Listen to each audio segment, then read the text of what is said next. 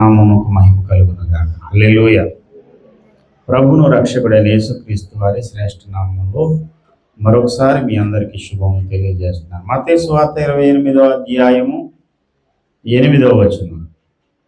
వారు భయముతోనూ మహానందముతోనూ సమాధి యొద్ద నుండి త్వరగా వెళ్ళి ఆయన శిష్యులకు ఆ వర్తమానము తెలప పరిగెత్తుచుండగా. దేవుడి యొక్క పరిశుద్ధ వాక్యం ద్వారా మనందరితో మాట్లాడినట్లుగా చిన్న ప్రార్థన చేద్దాం.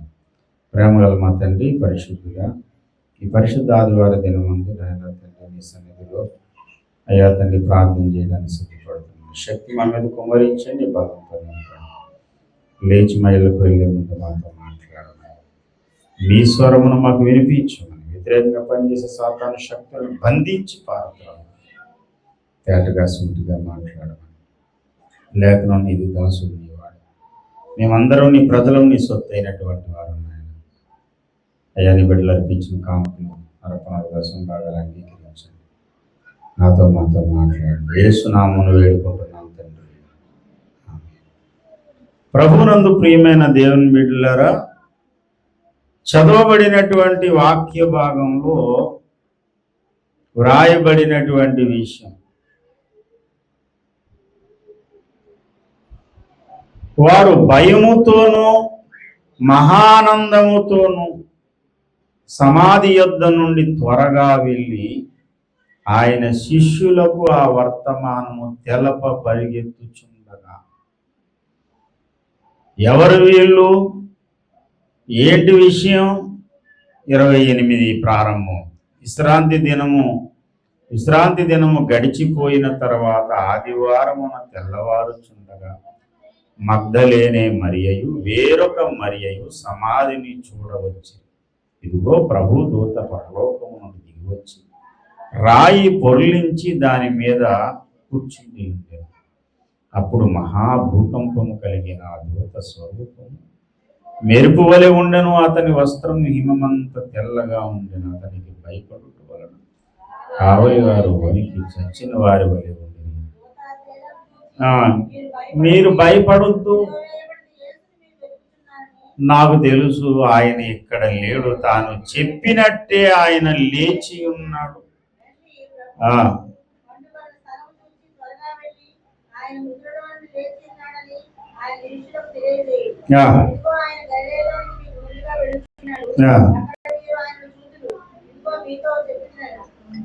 వారు భయముతోనూ మహదానందముతోనూ మగ్దలేనే మరియా వేరొక మరియా, ఈ ఇద్దరు మరియలు పరిగెడుతున్నారు.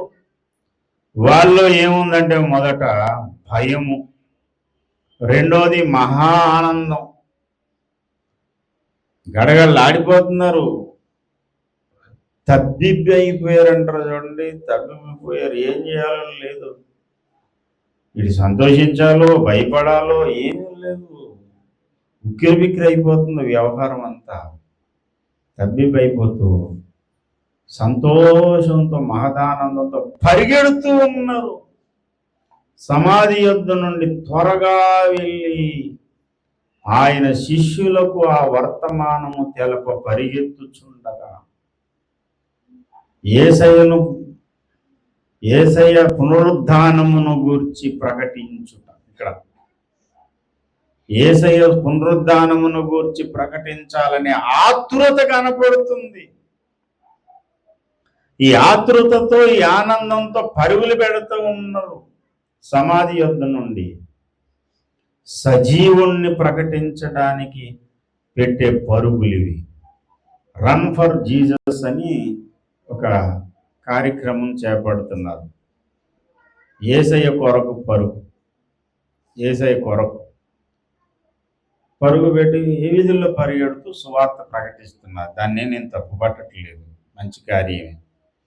యేసయ్యను ప్రకటించడానికి, యేసయ్య నామాన్ని గణపరచడానికి ఎవరు ఏ మార్గం ఎన్నుకున్నా సరే నాకు సంతోషమే. ఎందుకంటే క్రీస్తు ప్రకటింపబడుతున్నాడు. దేవునికి స్తోత్రం.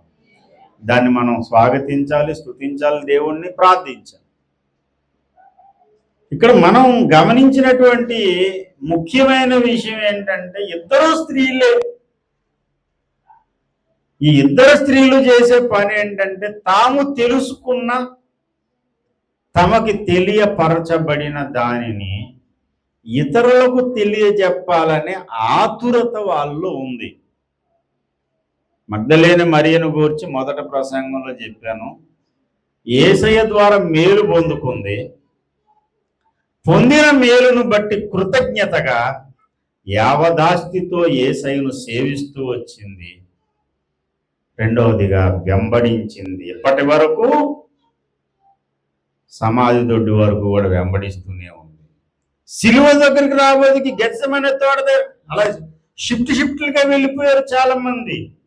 అంతెందుకండి, నా శరీరము తిని నా రక్తము త్రాగువాడే నిత్య జీవం గలవాడు, అంత్యదినమున నేను వారిని లేపుతాను, నా శరీరం నిజమైన ఆహారము, నా రక్తం. ఇదంతా చెబుతుంటే ఇది కఠినమైన బోధ. ఇలాగైతే ఈయన కూడా వెళ్ళడం మనకు కష్టం అని కొంతమంది చాలా మంది వెళ్ళిపోయారు. బోధ విని వదిలేసి వెళ్ళిపోయిన వాళ్ళు కొంతమంది, కష్టం వచ్చిందని వదిలేసి వెళ్ళిపోయిన వాళ్ళు కొంతమంది, భయపడి పారిపోయిన బ్యాచ్ కొంతమంది, ఇలాగ చాలా మంది ఉంటే ఆఖరి వరకు చెక్కు చెదరని విశ్వాసంతో యేసయ్యను వెంబడించారు ఈ ధన్యులు. దేవునికి స్తోత్రం. వెంబడించడం మాత్రమే కాదు వీళ్ళు చేసిన పని. వీళ్ళు ఏం చేశారంటే వాళ్ళు తెలుసుకున్న సత్యాన్ని వాళ్ళ వరకే సమాధి చేయాలనుకోలేదు. త్వరగా పరిగెడుతున్నారు. ఈ వర్తమానం ఎలాగన్నా చెప్పాలి. యేసయ్య మృతుడు కాదు, సజీవుడు. సజీవుడైనటువంటి వానిని మృతులలో మనం వెతకడం కాదు. ఈరోజు ఈస్టర్ పండుగ అనేసరికి చాలా పట్టణాలలో, మరి ముఖ్యంగా నేను పెరిగినటువంటి కాకినాడలో ఈస్టర్ పండుగ అంటే సమాధుల పండుగ అంటారు. సమాధుల దగ్గరికి వెళ్ళి ఆ సమాధుల్ని బాగా డెకరేషన్ చేసి తెల్లవారుజామున వెళ్ళాలి. అది సమాధుల తోటలా ఉండదు. మళ్ళీ సంవత్సరం వరకు ఆ సమాధుల తోటి దగ్గరికి ఎవడు వెళ్ళడం. ఈ ఈస్టర్ పండుగ నాడు మాత్రం సమాధుల తోటినంత చాలా బాగా అందంగా డెకరేట్ చేస్తారు. నేను ఫస్ట్లో దాన్ని తృణీకరించేవాడిని, కానీ ఇప్పుడు నాకు కొంచెం తెలిసి వచ్చింది ఏంటంటే కనీసం ఇలాగన్నా అప్పుడప్పుడు వెళ్తే అక్కడ ఉన్న మొక్కలు పిచ్చి మొక్కలన్నీ పెరిగిపోకుండా పాములు, దాని నిండా పాములు, పిచ్చి మొక్కలు ఈ వంకనన్నా శుభ్రం చేస్తున్నారు చేయనియండి, లేకపోతే ఆ సమాధిలే ఉండవు, కబ్జా చేసేస్తారు మొత్తం అంతా. ఇలాగ అప్పుడప్పుడు వెళ్ళడం వల్ల జ్ఞాపకాలు. జిఆర్ లారన్ గారు, అమ్మో ఆ మహానుభావుడు, ఆయన సమాధి ఉందండి అని చెప్పుకోవడానికన్నా ఉంటుంది. మీకు తెలుసా, ఇంతకుముందు చెప్పాను, ఆకుల తంపర, ఆకుల తంపర ఊరి పేరమ్మా. ఆ ఊరి పేరు ఆకుల తంపర. ఆ ఊరు ఎవరిదంటే చౌదరి పురుషోత్తమ గారు పుట్టిన ఊరు. ఆయన పుట్టిన ఊరు పరిచయం చేసిందంతా పర్లాక మీడి భారతదేశం అంతా తిరిగాడు ఆయన, ఆంధ్ర రాష్ట్రం అంతా తిరిగాడు ఆయన. కానీ చనిపోయిన తర్వాత ఆయన పార్థివ దేహాన్ని మళ్ళీ ఆకుల తంపరే తీసుకెళ్ళి అక్కడే సమాధి చేశారు. ఆ సమాధిని ఎవరు పట్టించుకోలేదు. పట్టించుకోకుండా వదిలేయడం వల్ల ఏమైందంటే రాను రాను కాలంలో ఆ సమాధి అంతా అలాగ ఉండిపోయింది, మట్టిలో కలిసిపోయింది. అప్పుడు ఏం చేశారంటే ఈ కాలువలు తవ్వే వాళ్ళు ఎవడో పట్టించుకోవట్లేదు కదా, ఈ మట్టి అంతా తవ్వి పెద్ద పంట కాలువ, ఆ మట్టి అంతా ఈ సమాధి మీద పోస్తే ఒక గట్టు మిగిలింది తప్ప సమాధి లేదు అక్కడ. ఆకుల తంపర వెళ్ళాను ఎందుకంటే అక్కడ ఉన్న సమాధి చూడాలని. ఇదిగో సార్ ఇక్కడ ఎక్కడో ఉంటుందండి సమాధి, మట్టితో కప్పెట్టేశారని చెప్పారు. అలా మట్టితో కప్పెట్టేయకుండా మన వాళ్ళు ఎలాంటి వాళ్ళు అంటే భూమి దొరకడమే చాలు కబ్జా చేసేస్తారు. వీళ్ళు అప్పుడప్పుడు వెళ్ళి ఆ సమాధుల దొడ్డు చుట్టూ తిరుగుతున్నారు కాబట్టి, తనకి ఒక కమిటీ ఉంది కాబట్టి ఆ సమాధుల దొడ్డನ್ನು ఉంచారు. లేకపోతే ఏదో బుల్డోజర్లతో దున్నేసి ఇల్లుగడ్డ తిరుగుతారు. నేను ఫస్ట్లో అనుకునేవాడిని పిచ్చోళ్ళు అక్కడికి వెళ్తారు, వాళ్ళు వెళ్ళిన ఉద్దేశం మంచిదో కాదో పక్కన పెట్టండి, కనీసం సమాధులన్నీ ఉన్నాయి జ్ఞాపకానికి, లేదా అవి కూడా ఉంచరు. అయితే ఈస్టర్ పండుగ సమాధుల పండుగ కాదు, సజీవుని పండుగ. సజీవుడైనటువంటి దేవుడు పునరుద్ధానుడైన దేవుడు అందరూ చూస్తుంటుండగా 40 రోజులు అగపడి ఆరోహణమయ్యాడు. ఈ విషయాన్ని ఎరిగిన మనమేం చేయాలంటే ఈ స్త్రీలలాగా పరిగెత్తి ప్రకటించాలి. గీతం గీతం జయ జయ గీతం చేయి తట్టి పాడదాం, వలదు వలదు ఏడవ వలదు. ఏం చేయాలి? పరుగుడి ప్రచురించుడి. కూర్చున్నది స్తబ్దంగా నేను తినేసాను. ఆదివారం ఈస్టర్ పండుగ, చికెన్ బిర్యానీ ఉండాలి, మటన్ బిర్యానీ ఉండాలి. నీ సీకును చల్లగొండ, ఇంకెప్పుడు సీకును మటనే నేను తింటాను. పరిగెత్తి ప్రచురించు. పునరుద్ధానుడైన యేసును ప్రచురించడానికి, ప్రకటించడానికి నిర్జీవంగా ఉండొద్దు, నిర్లక్ష్యంగా ఉండొద్దు. సువార్త ప్రకటన అంటే ఇది నా జీవిత ధ్యేయం అనుకోవాలి. సువార్తకు వస్తారు ఎంతమంది అని అంటే ఇంకా ఆలోచిద్దాం అని అనొద్దు, పరిగెత్తండి. సార్ మరి అప్పటికి నాకు డబ్బులు ఉంటాయో లేదో. నేనంటాను, డబ్బులు ఎందుకుండవు? ఇప్పటి నుంచి ప్రార్థన చేయండి, ప్రభువా నేను ఆ రోజు సువార్తకు వెళ్ళడానికి అవసరమైన ధనాన్ని నాకు ఇవ్వండి అని అడిగితే దేవుడు ఇవ్వడంట. చెప్పండి. అంటే అండి పేరిచ్చిన తర్వాత ఊరికినే పేరిచ్చి మానేస్తాం కాదు, అది కూడా తప్పే. నీ హృదయంలో ఆతురత ఉండాలి. ఈ ఆతురతతో నువ్వు ఒక మాట నిర్ణయం చేసుకుని ప్రార్థన చెయ్యాలి. ప్రభువా నేను పేరిచ్చాను. అతడు ప్రమాణము చేయగా మాట తప్పడన్నావు కదా, మరి నేను మాట తప్పానంటే నీ సెలవు లేకుండా మాట తప్పి నిలబెట్టుకోవడం ఎలాగవుతుంది? నేను మాట తప్పిన వాడిగా నా చరిత్ర ఉండొద్దు. నువ్వు ఎలా పంపిస్తావో నాకు ఆరోగ్యమి, ఆర్థికంగా సహాయం పంపించు, నాకు అప్పుడు సెలవు కావాలితే సెలవు దయచే. ప్రార్థనేనండి. ప్రతి దానికి ముడిపెట్టున్నది ప్రార్థన ద్వారానే విజయం సాధించగలుగుతాం. స్తోత్రం చెప్పండి. నువ్వు ప్రార్థన చేయాలి. ప్రార్థన చేయడం ద్వారా విజయం సాధించి ముందుకు సాగిపోగలుగుతావు. ముందు నీకేముండాలంటే పరిగెత్తే మనసు ఉండాలి. సమాధి యొద్ద నుండి త్వరగా వెళ్ళి ఆ వర్తమానము తెలప పరిగెత్తుచూ ఉండగా ఈ ఆతురత కలిగిన వానికి కలిగే ఒక ఆపర్చునిటీ ఏంటయ్యా అంటే 9వ వచనం, యేసు వారిని ఎదుర్కొని శుభమని చెప్పాను. స్తోత్రం. దేవుని కార్యాభివృద్ధి కొరకు పరిగెత్తేవాడిని దేవుడు ఎదుర్కొంటాడు. దేవుని కార్యాభివృద్ధి, దేవుని చిత్తము నెరవేర్చాలనే ఆసక్తి కలిగిన వాణ్ణి దేవుడే ఎదుర్కొని వస్తాడు. దాని పేరే మహన్నయీము. మహన్నయీము అనేటువంటిది దేవుడు ఎదుర్కొని వచ్చుట, దేవుని సేనలు కలుసుకొనుట. ఆ చోటికి మహన్నయీము అని పేరు పెట్టెను. ఆదికాండం 32వ అధ్యాయము 2వ వచనం. మొదటి నుంచి యాకోబు తన త్రోవను వెళ్ళుచుండగా దేవదూతలు అతని ఎదుర్కొనిరి. ఆ యాకోబు వారిని చూచి ఇది దేవుని సేన అని చెప్పి ఆ చోటుకి ఏమని పేరు పెట్టాను? దేవుని సేన. దేవుని దూతలు ఎదుర్కొని వచ్చేస్తారండి నీకు. ఎప్పుడు?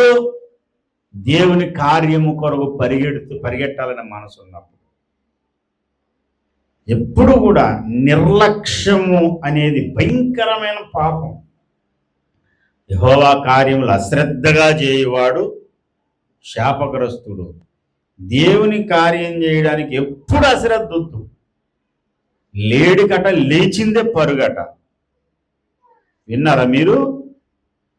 చిన్న చప్పుడు రానియండి అడవిలో, అప్పుడు అరలా పడుకుంటుంది. అది లేచి జేసీబీ మిషన్ లాగా ఇలా చూసి ఎవరు నన్ను పిలిచారు, ఏమయ్యింది ఉండదు. అబ్బా 5G నెట్వర్క్ అంటే స్పీడ్గా ఉంటుంది. అది చక్కలెగుతుంది. నేను చూశాను లేడు పరిగెత్తడం. అది అడుగు లేయడం చూడలేదు. అది ఎలా చేద్దాం తెలుసా? వెనకాల ఉన్న 2 కాళ్ళు కొంచెం ఇలా వెనక్కు వంచుతుంది, వంచి అలా దూకుతుంది. అది ఫస్ట్ గేర్లోనే పైకి ఎగురుతుంది అనమాట. ఫస్ట్ గేర్లో మెల్లగా వదలాలి, దానికి అలా కాదు. ఫస్ట్ గేర్ చంగును వదులుతుంది ఒకసారి. బండి రానోడు ఒకసారి క్లచ్ వదిలేసాడు అనుకోండి, గేర్లో వేసి ఏమవుతుంది, బండి దూకుతుంది కదా. ఇలా వెనకాల కాళ్ళు ఇలా ఉంచి అలా దూకుతుంది. లేచింది లేడికి పరుగు. దేవుని పని చేయాలి, ఒక మంచి కార్యం చేయాలి, దేవుని చిత్తం ప్రకటించాలంటే చూద్దాం, ఆలోచించుకుని బాగా మనం తీరుబాటుగా 2 రోజులు మనం నిర్ణయం చేసుకుని వద్దు వద్దు వద్దు వద్దు. సమాధి యొద్ద నుండి యేసయ్య లేచాడు అనే వార్త విన్నారు. కన్ఫర్మేషన్ కూడా పూర్తిగా దొరకలేదు. దేవదూతలు చెప్పిన మాటే, సమాధి అయితే తెలుసుంది, యేసయ్య అయితే లేడు. లేచాడంటావా, ఈ దేవతలు చెప్పింది నిజమంటావా అని కాసేపు ఇద్దరు ముచ్చట పెట్టుకోలేదు. అక్క, పెద్ద మరి అక్క, చిన్న మరి అక్క, ఏం చెప్తాం పద అని వాళ్ళకి చెప్తాం, వెళ్ళి పేదరన్నీ చెప్తాం అని భయము ఆనందం, భయము ఆనందంతో పాటు పరుగు పరుగు పరుగు పరుగు పరుగు పరుగు నట్లు ఇల్లు. దేవుని కార్యాభివృద్ధి కొరకు అటువంటి తృష్ణ ఇమ్మని అడగాలండి. దావీదు భక్తుడు అన్నాడు, నా కాళ్లను ఆయన లేడి కాళ్ళగా చేసి ఉన్నాడు. దేవునికి స్తోత్రం. నా మీద కొంతమంది పెద్దోళ్ళు కోపడుతుంటారు, ఏ దాసుబాబు ఏదైనా అంటే కొంచెం నీకు ఆలోచన ఉండదా? మనకు ఒక కమిటీ ఉండాలి, స్టీరింగ్ కమిటీ ఉండాలి. నువ్వు స్టీరింగ్ కమిటీలు వేసుకో, రౌండ్ టేబుల్ సమావేశాలు పెట్టుకో, ఈ లోపల నేను పని చేసుకుని తిరిగి వచ్చేస్తాను. కమిటీలు వేసుకుంటే పనులు జరగవు. ప్రార్థన చేసి దేవునికి అప్పచెప్పుకుని పరిగెత్తడం మొదలుపెట్టు, ఒక్కొక్కటి నీకు ఎదురు వస్తూనే ఉంటాయి. దేవునికి స్తోత్రం. హల్లెలూయా. ఏముంది సార్ నా దగ్గర, ఏముంది ఓఫీర్ గారి దగ్గర, ఏముందని పరిగెట్టారు వీళ్ళంతా. గుండెల్లో ఆశ ఉంది, దేవుని కొరకు బ్రతకాలి, ఆయన సజీవుడని నాకు అర్థమైంది అని తెలిసినంత వరకు పట్టుకుని పరిగెడుతున్నారు వీళ్ళు. సంపూర్ణంగా తెలియజెప్పడానికి యేసయ్య ఎదురొచ్చాడు. యేసయ్య ఎందుకు ఎదురొచ్చాడు? నేను అక్కడ లేనురా, వాళ్ళు చెప్పిన మాట కరెక్టే, ఇదిగో నేను సజీవుణ్ణి అని తన్ను తాను కనపరుచుకున్నాడు మగ్దలేనే మరియమ్మ. పరిగెడుతున్నారు. నువ్వు పరిగెడుతూ దేవుని పని చేయాలని ఆసక్తి కలిగి ఉంటే దారులు దేవుడు తెరుస్తూనే వస్తాడు. కొంతమందికి పనికి మాలిన సనుగుడు, ఎవడో ఒకడు ఉంటాడు గొట్టంగాడు, ఆ గొట్టంగాడు పెడతాడు, పాస్టర్ గారు అంతా కరెక్ట్ కాదండి. మరి నువ్వేం కరెక్ట్ చెప్పు? ప్రధానికి అలా తొందర పెట్టి దేవుని పని వెళ్ళిపోతే మన పనులు ఎలాగవుతాయి? మనం ఎలా బ్రతకాలి? మనం ఏం చేయాలి? మరి నువ్వేం సాధించో చెప్పు. అసలు దేవుని పని కొరకు వెళ్ళి ఆరోగ్యం పోతే పోయింది, అవమానాలు వస్తే వచ్చాయి, కానీ నిత్యత్వంలో మాత్రం నాకు బహుమానం ఉందని నిరీక్షణ ఉంది. మరి నువ్వే సంపాదించో. వంకలు పెట్టి పేర్లు పెట్టి వెనక్కలాగి, కొంతమందికి ఒక దెయ్యం పట్టింది. అది ఆ దెయ్యం ఏంటో తెలిసి వెళ్ళే వాళ్ళు వెనక్కలాగుతూ ఉంటారు. ఒకడు వెళ్తున్నాడు అనుకోండి, మేము చాలా చూసేసాం, మేము చాలా చేసేసాం, నన్ను అలాగే వెనక్కి లాగేవాడు. కొంతమంది పోరాల్సి ఉంటా అనుకునేవాడు, నేను ముందుకు పోయేవాడు. నా ప్రతి అడుగులో నా భుజం తట్టినటువంటి నా ఆత్మీయ తండ్రి. ఎవరిని పట్టించుకోవు దాసుబాబు, దేవుడు నీకు తోడుగా ఉన్నాడు, నేను నీకు తోడుగా ఉన్నాను. ముందుకు వెళ్ళిపో, అడిగేసుకుని ముందుకు పో. లేదండి అయ్యగారు వాళ్ళలాగా ఎవరిని పట్టించుకో. భుజం తట్టాడు ఆ రోజున దైవజనుడు ప్రారంభ దశలో. ఆ పరుగు ఇంకా ఆపలేదు, వేసే వరకు పరిగెడతాను, వేసే అక్కడ వరకు. దేవునికి స్తోత్రం కదా. బలం ఉన్నా పరిగెడతాను, బలం లేకపోయినా పరిగెడతాను. నేను పరిగెత్తడమే కాదు, చాలా మందిని పరిగెట్టేస్తాను. ఇది దేవుడు నాకు ఇచ్చిన కృప. అందుకని ఎవడో ఇంత చెప్పిన బోధ గుర్తుండదు, ఎవడో పనికి మనోడు చెప్తాడు. ఊరికే మీరు అలా చేయడం కరెక్ట్ కాదు. మరి ఏం కరెక్ట్ చెప్పరా? నువ్వు ఏం కరెక్ట్? డబ్బులు దాచుకుని బిర్యానీలు తిని బొజ్జలు పెంచుకుని మూలను కూర్చోవడం కరెక్టా? వాడు గొడవ, వీడు గొడవ, పనికి మనల గొడవ, లోకంలో ఉన్నటువంటి చెత్తంతా నెత్తిని పెట్టుకోవడం గొప్ప? ఏది గొప్ప? ఏది అవసరం? ప్రతి నిమిషము, ప్రతి క్షణం, ప్రతి దినం, ప్రతి రూపాయి, నీ రక్త బొట్లో ప్రతి బలం యేసయ్య కొరకు ఉపయోగించడం గొప్ప కార్యం. దేవునికి స్తోత్రం కలుగును గాక. ఆశీర్వాదం అంటే అదేనండి. బైబిల్ చెప్పిన మాట ఒకసారి చదవండి. రాత్రి కాలం అదే చెప్పాను వాక్యం. రాత్రి చెప్పాను. ఆశీర్వాదం అంటే ఏంటనుకుంటున్నారు? బొజ్జలు పెంచడం ఆశీర్వాదం కాదు. ఆస్తులు పెంచుకోవడం ఆశీర్వాదం కాదు. అసలు సిసలైన ఆశీర్వాదం ఏంటంటే 67వ కీర్తన 2వ చరణంలో, దేవుడు మమ్మను కరుణించి మమ్మను ఆశీర్వదించునుగాక. ఎప్పుడు అంటే మొదటి నేను చదివితే మనకు అర్థమవుతుంది. భూమి మీద నీ మార్గము తెలియబడునట్లును, అన్యజనులందరిలో నీ రక్షణ తెలియబడునట్లును. దేవుడు మమ్మల్ని కరుణించి ఆశీర్వదించడం అంటే ఏంటనుకుంటున్నారు? అన్యజనులందరిలో దేవుని రక్షణ తెలియపరచబడుట. నీ ద్వారా అన్యజనుల్లో దేవుని రక్షణ తెలియపరచబడటం పేరు దేవుడి చేత ఆశీర్వదింపబడ్డం అన్నమాట. దేవునికి స్తోత్రం. దేవుడు బాగా బ్లెస్ చేశాడండి. ఏం బ్లెస్ చేశాడు? ఒకరికన్నా సువార్త ప్రకటిస్తున్నావా? సువార్త ప్రకటన కొరకు పరిగెత్తగలుగుతున్నావా? దేవుడు బ్లెస్ చేశాడండి. ఏంట్రా బ్లెస్సింగ్ అంటేనే? రూపాయి కూడబెట్టండి బంగారం కొన్నాను సార్. ఎవడోడు దొంగడు పట్టుకుపోతాడు, శని వదిలిపోతాడు. నిజంగా అలాగే జరగాలి. దేవుని కోసం కాకుండా ఈడి కోసం కూడబెట్టుకుని దేవుని పనికి అడ్డంకం పెట్టి ఆటంకం పెట్టి, నా రింగు చూడు, నా బొంగు చూడు అంటే ఆ రింగు ఎవడో ఎత్తుకుపోతాడు, శని వదిలిపోతాడు. దేవుని కొరకు పోగొట్టుకోండి. ఏదన్నా దేవుని కొరకు ఖర్చు పెట్టండి. అది హితమవుతుంది, ఆశీర్వాదం అవుతుంది, నిత్యత్వంలో అది బహుమానంగా దొరుకుతుంది నీకు. అంతే తప్ప వీడు ఎల్లడు ఎల్లువాడిని ఎల్లనవుడు, వీడు చేయుడు చేసేవాళ్ళు చేయనివాడు. ఇలాంటి పనికి మాలినటువంటి వ్యక్తిత్వం ఉంటే వాడు శాపగ్రస్తుడవుతాడు. జాగ్రత్త. దేవుని శాపానికి గురి కావద్దు, శాపగ్రస్తులుగా ఉండొద్దు. త్వరపడండి. నీకు తెలిసినంత వరకు దేవుని పని చేయడానికి పరిగెత్తండి.